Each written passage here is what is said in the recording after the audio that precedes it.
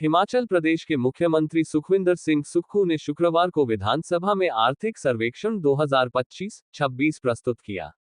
मुख्यमंत्री ने कहा कि वित्त वर्ष 2025-26 में हिमाचल प्रदेश की कुल आर्थिक उत्पादन क्षमता लगभग 2.54 लाख करोड़ रहने का अनुमान है, जो पिछले वर्ष की तुलना में 10.1% की वृद्धि दर्शाता है। स्थिर मूल्यों पर यह वृद्धि दर 8.3% रहने का अनुमान है, जो वैश्विक अनिश्चितताओं और जलवायु चुनौतियों के बावजूद राज्य की मजबूत आर्थिक गतिविधियों को दिखाता है। मुख्यमंत्री ने कहा कि यह व्यवस्था परिवर्तन का परिणाम है। राज्य की आरडीजी अगर बंद न होती, तो प्रदेश में और अधिक तेजी से विकास होता। वहीं, विपक्ष पर पलटवार करते हुए मुख्यमंत्री सुखविंदर सिंह सुक्खू ने कहा कि सरकार लगातार चिट्टे के खिलाफ मुहिम चला रही है। भारतीय जनता पार्टी का काम सिर्फ विरोध करना रह गया है। कांग्रेस सरकार ने सत्ता में आने के बाद नशा तस्करी के खिलाफ मजबूत कानून बनाया। भाजपा ने सत्ता में रहते हुए कुछ नहीं किया। अब भाजपा राजनीति कर रही है। सरकार ने उन पुलिसकर्मियों पर भी कार्रवाई की है जो नशा तस्करी में शामिल थे।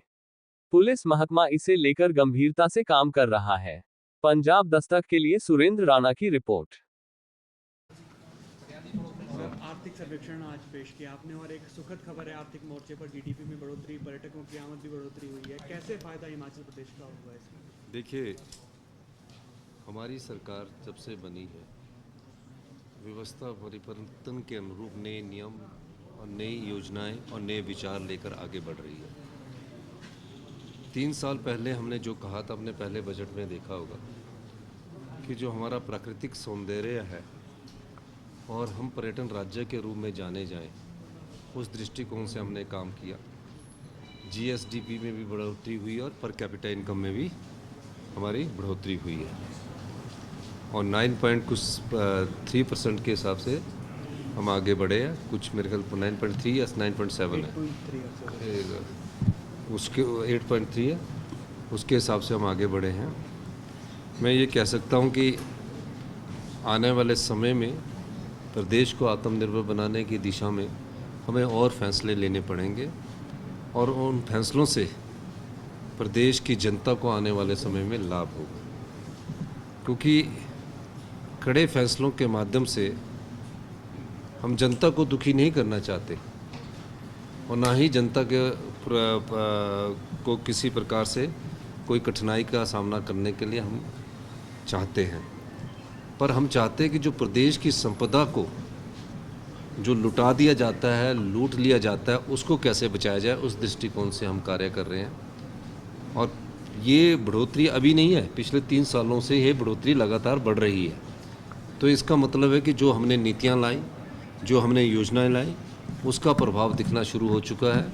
और जो मैं बार बार कहता हूं कि प्रदेश आत्मनिर्भर बनेगा, हम उसमें बहुत तेज़ी से आगे बढ़ रहे हैं।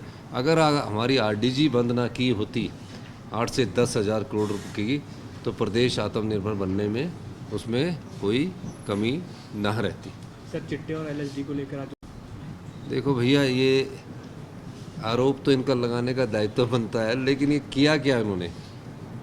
जो सबसे बड़ा चिट्टे के खिलाफ और नशे के खिलाफ का जो कानून था, उसकी नोटिफिकेशन इन्होंने नहीं की, मैंने की। और जितना मजबूती से हिमाचल प्रदेश में कांग्रेस की सरकार ने चिट्टा के खिलाफ आंदोलन चलाया, वो मेरा ये मानना है कि जितना जन जागरण आंदोलन हमने युवाओं के बीच में चलाया और आने वाले समय में और हम चलाएंगे, उसका फ़ायदा हमें होने शुरू हो गया। अब जो एलएसडी जो पकड़ी गई है, उसको पकड़ा किसने? पुलिस विभाग ने। और बर्खास्त किनको किया? उसी पुलिस विभाग को, जब हमने बर्खास्त कर दिया। तो इस प्रकार की बात करके ये राजनीतिक रोटियां सेकना चाह रहे हैं। तथ्य इनके पास होते नहीं है। एक तरफ अपने भाषण में बोलते हैं कि आप वॉकथॉन करवा रहे हैं, हम युवाओं को जागरूक कर रहे हैं, और दूसरी तरफ कह रहे हैं कि हमें बुला नहीं रहे। तो ये उनकी अपनी बात में ही स्पष्टता नहीं है, इस कारण मैं ये बोल सकता हूँ। राज्यसभा चुनाव में सर्विलेंस पर जो एक्सपेक्टेड ग्रोथ है 8.3 के आसपास है और जो जीएसटी प्रेजेंट है दैट इज 10.1, जो नेशनल और इंटरनेशनल उससे अच्छी है, उससे बहुत अच्छी है। और आपको बताना चाहूँगा कि हमारी पर कैपिटा इनकम में भी बढ़ोतरी हुई है और पिछले 3 सालों में हमारी पर कैपिटा इनकम में भी बढ़ोतरी हुई है, जीएसडीपी में भी बढ़ोतरी हुई है, नेशनल एवरेज से ज़्यादा बढ़ोतरी हुई है। और निश्चित रूप से इसका लाभ जनता को होता है जो सरकारें होती हैं उनको लाभ होता है। रेवेन्यू जनरेशन कितना हुआ है सब कुछ?